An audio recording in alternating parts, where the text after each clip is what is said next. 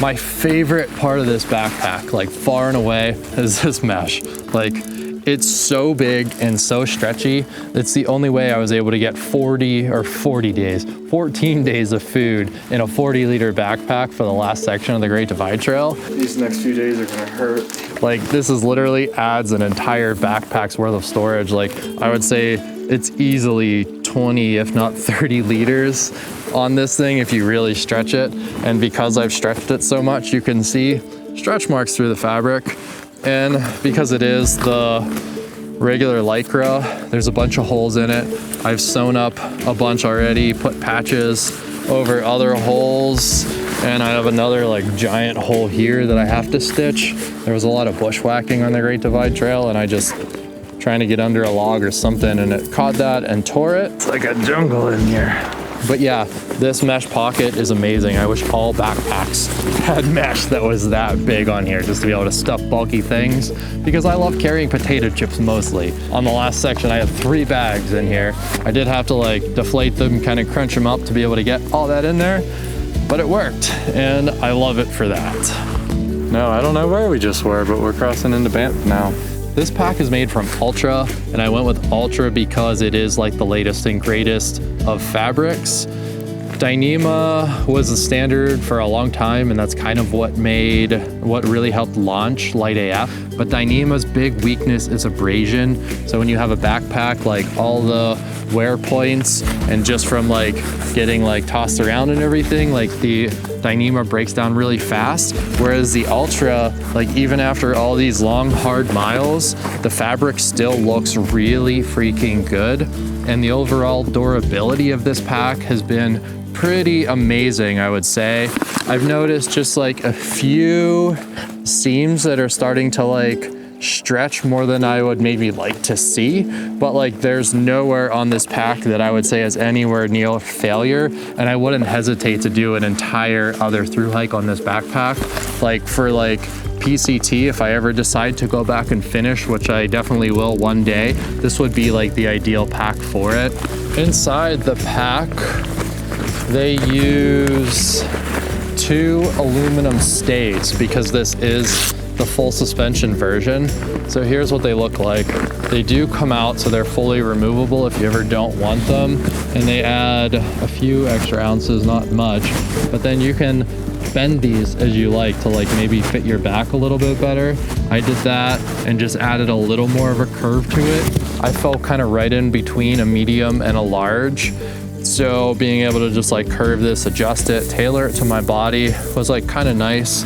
Be able to just pop them out and do it. And yeah, it works well to support loads up to that like 30, 35 pounds.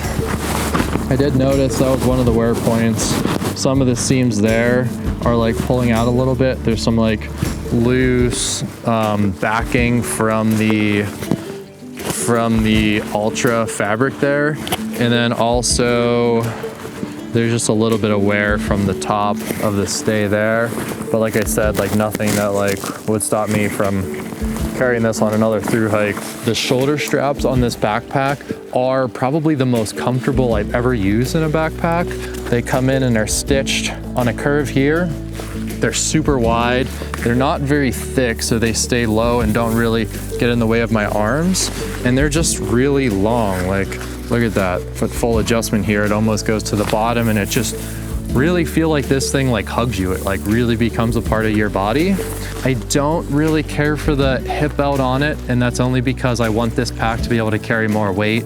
That's not what it was designed for, but with like a more rugged hip belt, it would like carry that weight better and just do a better job of like overall transfer with the hips.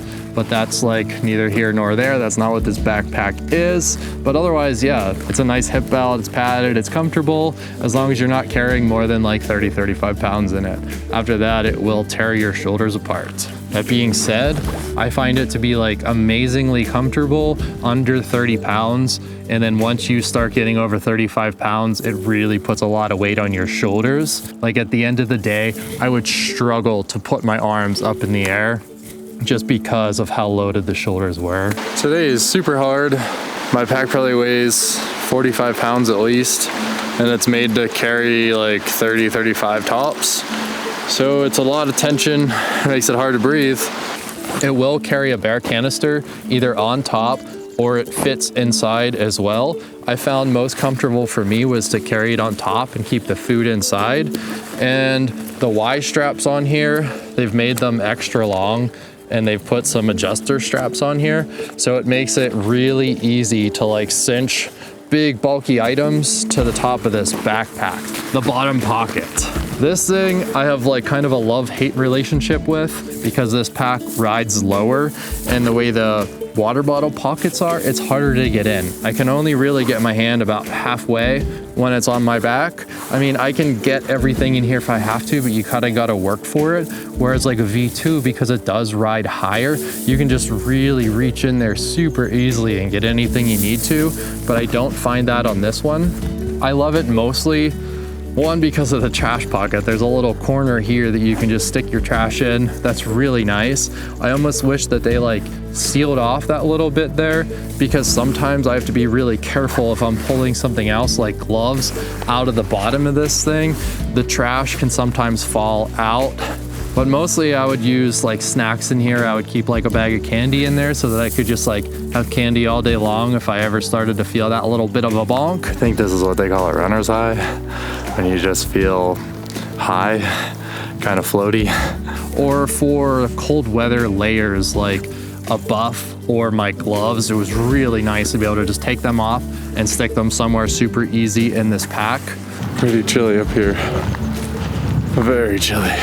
I did get a few holes in it. I think one might have been from a mouse. I'm not entirely sure, but then there's definitely other holes that have got snagged, mostly like trying to climb over logs and bushwhacking, that kind of thing. But they were pretty easy to fix with like tenacious tape and Gorilla tape. I've got, yeah, you can see a bunch of patches on there from that. As far as carrying the backpack, I think my favorite way so far, because I am a photographer, I've got the camera, heavy camera on one side. So having the water bottle on the other side to kind of balance that weight was really nice. And this is just a 700 milliliter smart water bottle with a cap there. And it fits real well, makes it easy to have access to your water. And then it kind of balanced the pack too with like, I got my bear spray on the side here. And then when I was going through super high traffic bear areas, if I was like really bushwhacking and like wanted to have it more easily available, I would just stick that then on the shoulder strap and it's right there. It'd be so fast. Like you could actually probably even use it without taking it out of the backpack. So yeah, I love the shoulder stretch mesh pockets on these things. They were really nice and I'm glad I got them. LiteAF packs are fully seam sealed, which is amazing, but you're still going to need a pack liner if you're hiking somewhere that's really wet. Like for the Appalachian Trail, I would absolutely have like some sort of liner bag in this thing. If you're hiking more of a desert trail where it doesn't rain so much, then no. Like especially when it was new when I bought this, I didn't use the liner in it at all and had no problems on the PCT and like the little bit of rain that we would get. But on the Great Divide Trail especially, I did notice some like water coming in through the seams.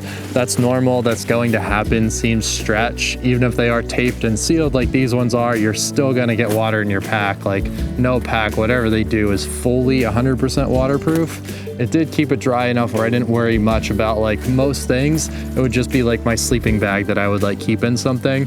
But the only thing you'll notice is like a little bit of the inside of the pack just getting kind of damp, just like a little bit of dampness in the pack.